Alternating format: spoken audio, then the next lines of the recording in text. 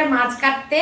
তো ট্যাংরা মাছ পার্শে মাছটা তো আজকে হবে না, কিন্তু ল্যাঠা মাছটা আজকে হবে। ডিব্বাটা নিয়ে, ডিব্বা বলছি, বাড়িটা নিয়ে যাচ্ছি দেখি।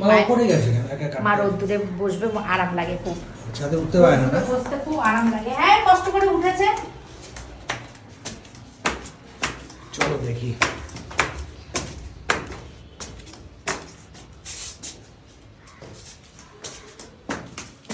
তুমি আগে যেতে।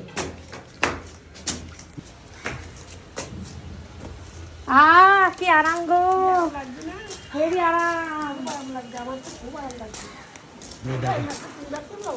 মা বসে বসে মাছ কাটছে, দেখো।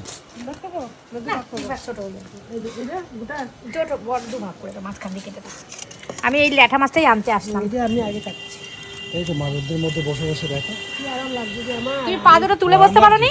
না, এখানে মাছ কাটছে, দেখো বসে বসে ছাদের উপরে। এই মাছটা ভালো না খুব? সব মাছগুলো হ্যাঁ টাটকা মাছ তো, সবকটা সব মাছই জ্যান্ত, ভালো না, সব জ্যান্ত মাছ, সব জ্যান্ত মাছ। জ্যান্ত মাছ ঝোল রান্না করলে কি ভালো লাগে। জ্যান্ত এই মাছগুলো ওই জন্য তো ঝোল করবো। এটা কি ল্যাঠা? ল্যাঠা মাছ, কাঁচকলা দিয়ে আলু দিয়ে ল্যাঠা মাছের ঝোল করব, আর মাংস করব, আর কুল দিয়ে ডাল করব, আর ইলিশ মাছ ভাপা করব। ফালতু মাছটা অনেকদিন ধরে পড়ে রয়েছে, সেই গত সপ্তাহের মাছ। আর মাংসটা হবে না? মাংস তোমরা খাবে, আমরা মাছ মাংস খাবো না, মাছ খাবো। দুটোই করো। হ্যাঁ এই শাশুড়িকে দিয়ে মাছ কাটাচ্ছ, কিন্তু আমি শাশুড়ি মাছ কাটতে ভালোবাসে, তো আমি কি করব? তার জন্য শাশুড়িকে মাছ কেটে দেয়।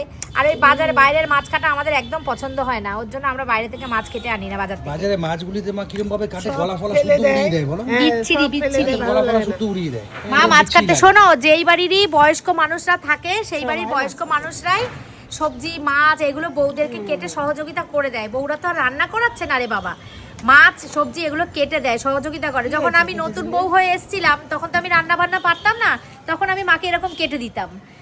আমার প্রমোশন হয়ে গেছে, কারণ আমি এখন মাছ মা কেটে দেয়, আমি রান্না করি। আর আগে আমি কেটে দিতাম, মা রান্না করতো। মাছ সবজি সব কেটে কুটে। মাছ খেতে ভালো লাগে মা? হ্যাঁ মা ভালোবাসে মাছ কাটতে। দর্শকরা অনেকেই বলে তুমি শাশুড়িকে কেন মাছটা কাটতে দাও, না আমাকে বলে মাছ কেন বাজার দিয়ে কাটিয়ে আনতে পারো না, তাই না?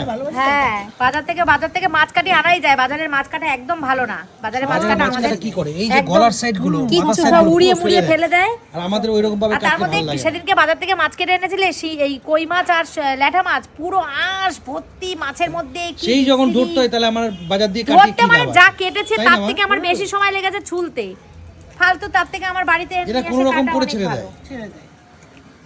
ঠিক আছে চলো মা মাছ কাটুক, আর এক কাজে দু কাজ হয়ে যাচ্ছে। রোদ পানো হয়ে যাচ্ছে আর মাছ কাটাও হয়ে যাচ্ছে।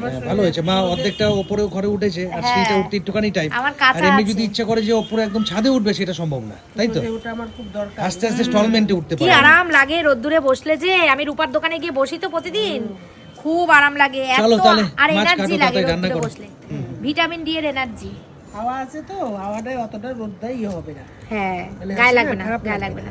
চলো আমি ভাত বসিয়ে এসেছি, এখন মাছের ঝোল বসাই। রবিবারের হ্যাঁ খেয়েছি, কলা দিয়ে মুড়ি দিয়ে খেয়েছি।